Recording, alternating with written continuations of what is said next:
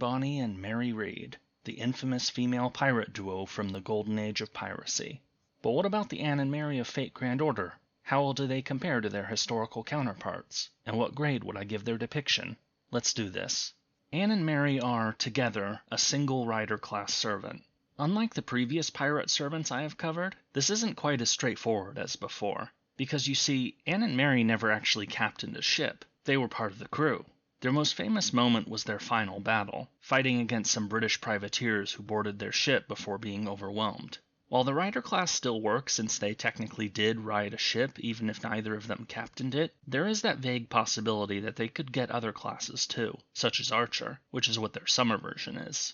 Getting into their character design, Anne and Mary's appearance is a bit mixed. You have clear pirate inspiration in their clothes, particularly Anne's with the naval-like coat and the skull and crossbones. Mary, on the other hand, is dressed up in what looks like a really oversized coat, her outfit being much more, for lack of a better word, closed, in contrast to Anne's. It is worth noting that the historical Anne and Mary both dressed in men's clothes while serving as members of the pirate crew. Women weren't typically allowed on pirate ships due to a superstition that having women aboard a ship, be it pirate, merchant, or naval, would bring bad luck.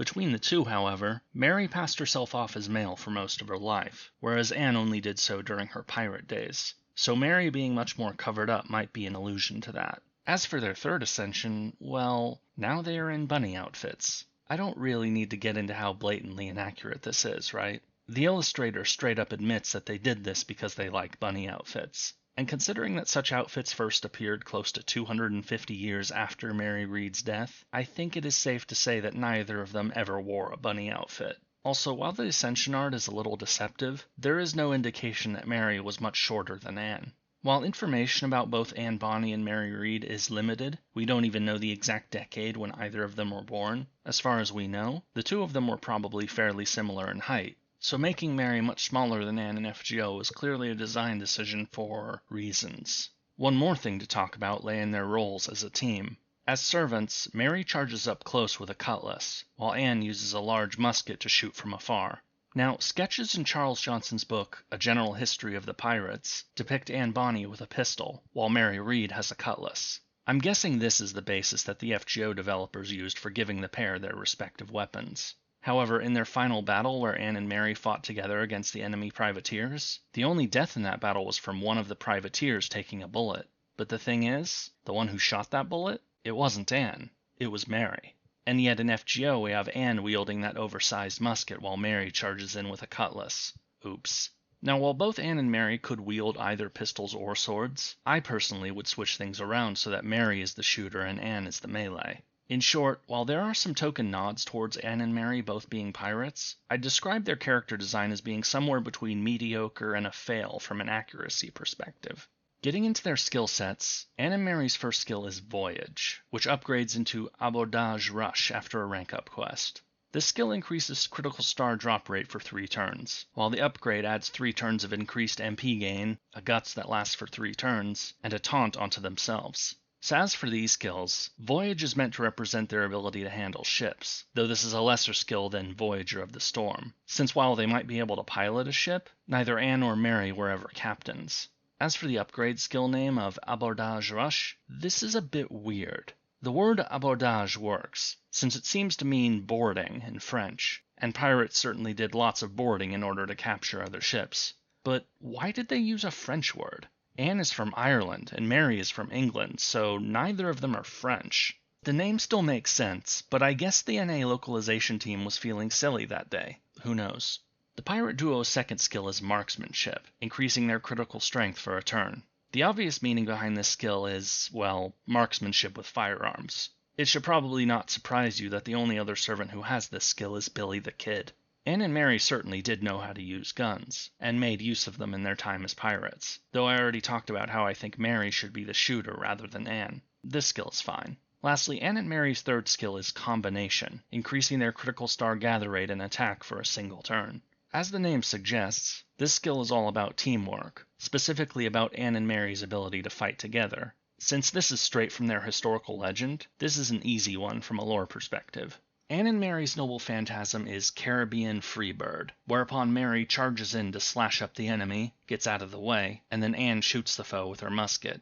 This MP does damage to a single enemy, but also increases its damage modifier based off of both overcharge and the amount of health Anne and Mary have left. The less HP they have, the more damage it does. Now, I don't really get what the name is about, other than the Caribbean part since that's where they did their pirating, but the MP doing more damage based on how injured Anne and Mary are is very solid. It gives the image of them fighting a desperate battle against increasingly difficult, potentially hopeless odds, just like their final battle. So while the MP name might not make much sense, the effect of the MP is absolutely solid from a lore perspective. As you may have noticed, Anne and Mary's skill set is pretty generic. Admittedly, part of this is history's fault. We simply don't know much about these two. Much of what we know originates from that book, A General History of the Pirates, which is the starting point for much of what we know about all of the Golden Age pirates. So the FGO developers have had to make do. Unfortunate, but it's better than nothing, I suppose. Anne and Mary's craft essence is Calico Jack, featuring a ship with the classic Jolly Roger upon the sails. First, let's start with the imagery. It is popularly believed that the one who created the Jolly Roger was the pirate John Rackham, better known as Calico Jack. This isn't actually true. The Jolly Roger was created during the 20th century, but FGO would be far from the first to make this error, so I'll give them a pass. So the CE is named after the captain, Calico Jack Rackham, who was also Anne Bonny's husband. Some fan translations and wikis seem to think that the ship Anne and Mary served on was also named Calico Jack, but they are wrong.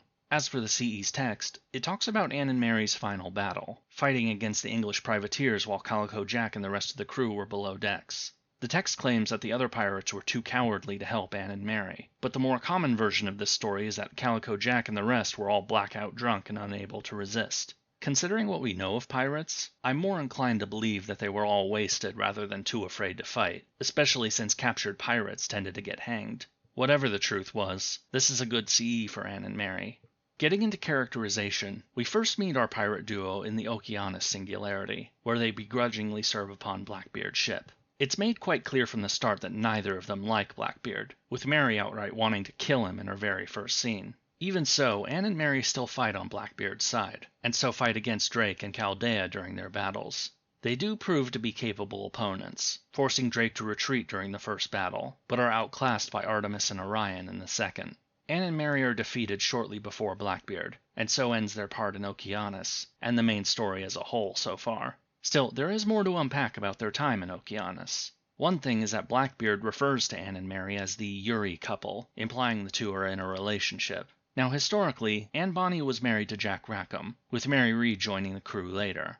Anne and Mary did become very close, being the only women aboard the ship, and so the only ones who knew the truth about each other. Well, and Jack Rackham. Anne and Mary were spending so much time together that Jack Rackham began to suspect that they were having an affair, so Anne told him Mary was a woman to try to quell that. We don't know for sure whether or not Anne and Mary were involved with each other, but it's not too hard to believe. I'll give the creators a pass for this. Beyond Okeanos, Anne and Mary also feature in a number of interludes. Recently I did a video on Bartholomew Roberts, and Anne and Mary had a fair bit of screen time in his interlude. Something notable that is said there concerns Anne and Mary's ultimate fates. After their final battle, Calico Jack and his crew, including Anne and Mary, were taken to Jamaica to be tried for piracy. Jack Rackham and the rest of the male crew were hanged, but Anne and Mary were imprisoned. They claimed to be pregnant, and so were given a reprieve until their children were born. Mary would die a few months later from a fever, likely a complication from childbirth. Anne Bonny's fate, however, remains a mystery. Some say that she died a few years later in Jamaica, while others claim that she was quietly released and lived out the rest of her days elsewhere. The only thing we know for sure is that she was not executed. FGO seems to have gone with Anne Bonny being released, since in the Bartholomew interlude she claims to have lived until old age. As for Anne and Mary's own interludes, they are both about finding long-lost treasures. The first being about finding the treasure of Captain William Kidd, who is the only pirate known to have actually buried treasure, and the second being about the fabled hidden treasure of the Knights Templar. Really, these are just some fun little interludes where pirates do treasure hunting, but are lacking in lore relevance to the characters. That, unfortunately, does sum up Anne and Mary's characterization in FGO pretty well. They have a foundation to work from, but not much beyond that. Part of this may be that, since they were among the earliest servants released, they haven't gotten the same amount of attention as later arrivals. But there is also the simple reality that we just don't know too much about the historical Anne and Mary. There are little stories here and there, such as Anne having a volatile temper, or Mary sneaking her way into the British Army, but we don't get this in FGO. The sad reality is, this is a servant that has the double problem of having little historical information to work with, but also being underutilized in the game's story content. And now for the verdict. What grade would I give Anne Bonny and Mary Reed's depiction in Fate Grand Order? Well, it's not great. Their character design and skill set are really mixed. They sort of work, but there are issues. While I can respect the artist for admitting that they gave the pair bunny outfits because they wanted to, it still is an obvious hit to their lore accuracy. As for characterization, it is pretty thin. You get some nice bits here and there, but their screen time is already pretty low as is. On the one hand, I really want to tear into the developers for half-assing Anne and Mary this much. The two were great in Black Flag, especially Mary, who was one of the central characters. On the other hand, that was a game specifically about the Golden Age pirates, and the limited information we have about the real Anne and Mary makes things difficult for turning them into a servant. And so for a final grade, I'm going to give Anne Bonny and Mary Reed, the female pirate duo, a D-.